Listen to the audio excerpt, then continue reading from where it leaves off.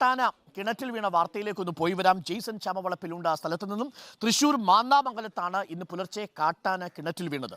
വെള്ളക്കാരിത്തടം ആനക്കുഴി സ്വദേശിയുടെ കിണറ്റിലാണ് കാട്ടാന വീണത്. ആനയെ കരയ്ക്ക് കയറ്റാനുള്ള ശ്രമം ഇപ്പോൾ തുടരുകയാണ്. ജെയ്സൺ ചാമവളപ്പിൽ നമുക്കൊപ്പം ചേരുന്നു.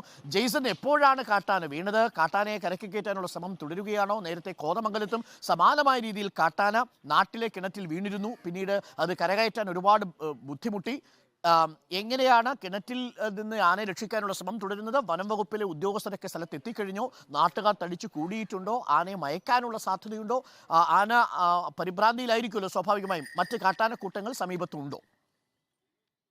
അരുൺകുമാർ, തീർച്ചയായും ഇപ്പോൾ കിണറ്റിലുള്ള കാട്ടാനയെ രക്ഷപ്പെടുത്താനായിട്ടുള്ള ശ്രമങ്ങൾ തുടങ്ങിക്കഴിഞ്ഞു. വലിയ JCB ഉപയോഗിച്ച് കിണറിന്റെ അരികുഭാഗം ഇടിച്ച് മാറ്റുകയാണ്. ഇപ്പോൾ നമുക്ക് ദൃശ്യങ്ങളിൽ നിന്ന് കാണാം, കാട്ടാന ഒരു കുടുങ്ങിക്കിടക്കുന്ന, അനങ്ങാൻ പോലും കഴിയാത്ത രീതിയിൽ കുടുങ്ങിക്കിടക്കുകയാണ് കാട്ടാന. ഇപ്പൊ രണ്ട് മാറ്റുകയാണ്. ഇപ്പോൾ നമുക്ക് ദൃശ്യങ്ങളിൽ നിന്ന് കാണാം, കാട്ടാന ഒരു കുടുങ്ങിക്കിടക്കുന്ന, അനങ്ങാൻ പോലും കഴിയാത്ത രീതിയിൽ കുടുങ്ങിക്കിടക്കുകയാണ് കാട്ടാന. ഇപ്പോൾ രണ്ട് കൊമ്പുകളും അത് ഉള്ള ഒരു ആനയ്ക്ക് ഒന്നും ചെയ്യാൻ കഴിയാത്ത രീതിയിലാണ്. ഇപ്പോൾ ഒരു ചെറിയ കിണറാണ്, അതുകൊണ്ട് തന്നെ ഒരു മൂവ്മെൻറ്റും ഒരു അനക്കവും ഒരു ചലനത്തിനും സാധ്യതയില്ല, ഇടുങ്ങിക്കിടക്കുകയാണ്. അതുകൊണ്ട് തന്നെ എത്രയും പെട്ടെന്ന് രക്ഷാപ്രവർത്തനത്തിന് ഇപ്പോൾ വനംവകുപ്പ് പോലീസും നേതൃത്വം നൽകുന്നു. നമുക്ക് ദൃശ്യങ്ങളിൽ നിന്ന് കാണാനാകും, വലിയ കിണറാണ്, നല്ല താഴ്ചയുള്ള കിണറാണ്.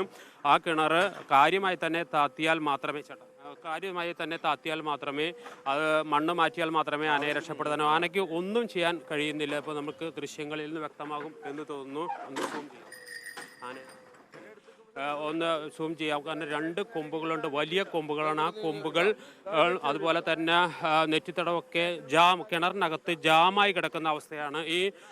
എപ്പോഴാണ് സംഭവിച്ചത് എന്നടക്കമുള്ള കാര്യങ്ങൾ വീട്ടു ഉടമയോട് തന്നെ ചോദിക്കാം. സുരേന്ദ്രൻ എന്നല്ലേ ചേട്ടൻ്റെ പേര്? ഇത് എപ്പോഴത് കാണുന്നത്? രാത്രി 1 മണിയോടുകൂടിയാണ് കാണുന്നത്. അതായത് ഞാൻ അറിഞ്ഞില്ല, എൻ്റെ തൊട്ട് അയൽവാസിയാണ്, അയാളുടെ മകനാണ് അറിഞ്ഞത്. ഒച്ച കേട്ട് അവൻ വന്ന് ലൈറ്റ് ഇട്ടപ്പോൾ ആന ഇവിടെ നിൽക്കുകയായിരുന്നു. അപ്പോൾ ഒരു അലർച്ച കേട്ടിട്ടാണ് ഞാനും വന്ന് നോക്കുമ്പോൾ ആന കിണറ്റിൽ വീണിട്ടുണ്ട്. പക്ഷേ അതിൻ്റെ കൂട്ടത്തിൽ വേറെ ആനകളുണ്ടോയെന്നൊന്നും ഞങ്ങൾക്കറിയില്ല. ഞങ്ങൾ കുറച്ച് നേരം കഴിഞ്ഞ് ഇവിടെയൊക്കെ ടോർച്ചടിച്ച് നോക്കി, എല്ലാം കഴിഞ്ഞ് വന്ന് ഒന്നുമില്ലാന്ന് കണ്ടപ്പോൾ. വലിയ ജനവാസ മേഖല, നിറയെ വീടുകളുള്ള സ്ഥലമൊക്കെ. വീടുകളുള്ളതാണ്. വീടുകളെന്ന് വെച്ചാൽ ഇവിടുത്തെ വീട്ടുകാരെല്ലാവരും പോയി ആനയെ പേടിച്ച്. സ്ഥിരമായിട്ട് വരുന്ന ആനയാണ്. കൂട്ടങ്ങൾ വരും, കൂട്ടമായിട്ട് ആന വരുന്നത്. ഇവിടെ എന്നാ വെച്ചാൽ നിറച്ച് വീടുകളുണ്ട്. ഇവിടുന്ന് ഒരു 300 മീറ്റർ ഞങ്ങളുടെ ഫോറസ്റ്റിലേക്ക് അകലുള്ളൂ. ഈ ആനയുടെ മാത്രമല്ല, എല്ലാ വന്യജീവികളുടെ ശല്യം ഞങ്ങൾക്കുണ്ട്. ബാക്കിയുള്ള ഈ കാണുന്ന വീടുകളിലെല്ലാം ഇപ്പോൾ എന്നാന്ന് പറഞ്ഞാൽ ആൾ താമസം ഉണ്ടായിരുന്ന എല്ലാം ഒഴിവായി പോയതാ. ഇത് ഒരു മണി നേരത്ത് ഇങ്ങനെ ആന വരണ്ടെന്ന് കൊച്ചു പറഞ്ഞു. ആനയുടെ ഒച്ച കേട്ടെന്ന് പറയുമ്പോൾ ഞങ്ങൾ ലൈറ്റ് ഇട്ട് നോക്കി കഴിഞ്ഞിട്ട് ടോർച്ച് അടിച്ച് നോക്കിയപ്പോൾ വലിയൊരു ആനയുടെ അലർച്ചയും കേട്ടു. വെള്ളത്തിലേക്ക് എന്തോ ചാടണ പോലത്തെ ഒരു ഒച്ചയും കേട്ടു. കിണർ ഉപയോഗിക്കുന്ന കിണറാണ്. അതെ, വെള്ളം ഞങ്ങൾ കുടിച്ചോണ്ടിരിക്കുന്ന കിണറായത്. അപ്പോൾ ഞങ്ങളിങ്ങനെ ഇത് അലർച്ച കേട്ട് കഴിഞ്ഞപ്പോൾ സുരയും എണീറ്റ് വന്നു, ഞാനും എണീറ്റ് വന്നു. അപ്പോൾ ഇവൻ ചോദിച്ചു, ആന, ഞാൻ പറഞ്ഞു കിണറ്റിൽ പോയെന്ന് തോന്നണേ സുരയെന്ന് പറഞ്ഞു. അപ്പോൾ വേറെ കൂട്ടത്തിൽ ആനയുണ്ടോ ഇല്ലയോ എന്ന് അറിയാത്തതുകൊണ്ട് ഞങ്ങളൊരു 5-10 മിനിറ്റ് ഇതിലൂടെ എല്ലാം ടോർച്ച് അടിച്ച് ഇങ്ങനെ അകലെ നിന്ന് നോക്കിയിട്ട് ഒന്നും ഇല്ലയെന്ന് മനസ്സിലായപ്പോൾ ഞങ്ങൾ വന്ന് നോക്കിയപ്പോൾ ആന കിണറ്റിലുണ്ട്. അപ്പോൾ തന്നെ വാർഡ് മെമ്പർ ഷാജിനെ വിളിച്ചു, ഫോറസ്റ്റിലേക്ക് വിളിച്ചു. ഫോറസ്റ്റുകാരെ ഒരു അരമണിക്കൂറിനുള്ളിൽ തന്നെ എത്തിയിട്ടോ. അപ്പോൾ അപ്പോൾ എല്ലാവരും വന്നു, ഡിപ്പാർട്ട്മെന്റ് ആൾക്കാർ വന്നു, അതിൻ്റെ കാര്യങ്ങളൊക്കെ തന്നെ ചെയ്തു.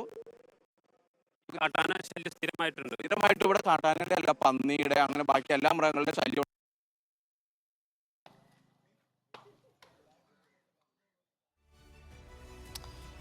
ഓക്കെ, ജെയ്സൺ ചാമവളപ്പിലാണ് വിവരങ്ങൾ നൽകുന്നത്. ഒന്ന് ആലോചിച്ച് നോക്കൂ, പുലർച്ചെ എഴുന്നേറ്റ് നോക്കുമ്പോൾ, ഈ ശബ്ദം കേട്ട് നോക്കുമ്പം കിണറ്റിലതാ ഒരാന. ഇത് എറണാകുളത്ത്, തൃശ്ശൂര് ഒക്കെ ഇപ്പോൾ സംഭവിച്ചു കൊണ്ടിരിക്കുന്നു എന്നുള്ളതാണ്. നാട്ടിൻപുറത്തുകൂടിയൊക്കെ കാട്ടാനക്കൂട്ടങ്ങൾ പോകുന്നൊരവസ്ഥ ഇങ്ങനെ വന്നുകൊണ്ടിരിക്കുന്നു. അവിടെയാണ് ഈ കർഷകർ പ്രധാനമായും ചോദിക്കുന്ന ചോദ്യം, എന്തുകൊണ്ടാണ് വന്യജീവി നിയമം 1972 ഭേദഗതി ചെയ്യാൻ ഈ ജനപ്രതിനിധികൾ ഒരു വാക്കുപോലും എന്തുകൊണ്ട് പാർലമെന്റിൽ ഉയർത്തുന്നില്ല എന്ന പ്രധാനപ്പെട്ട ചോദ്യങ്ങളൊക്കെ ഉള്ളത്. ആ ഘട്ടത്തിലാണ്